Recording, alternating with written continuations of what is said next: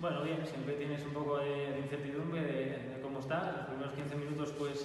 del partido estaba un poco con dudas, un poco dubitativo, pero bueno, luego, según el transcurso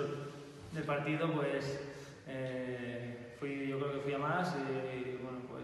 con muy buenas sensaciones. Bien, yo creo que estamos haciendo una temporada muy buena, que incluso siendo optimistas,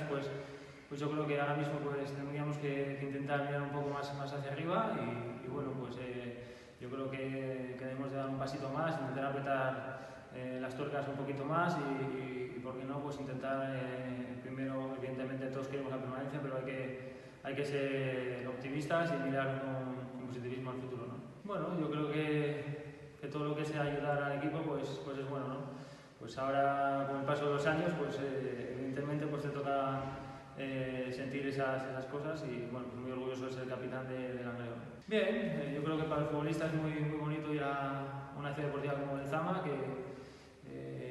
el fútbol que se vive allí, para nosotros es muy importante ir allí y sentirnos futbolistas. Yo creo que es un momento especial de la temporada, que los equipos se están encontrando bien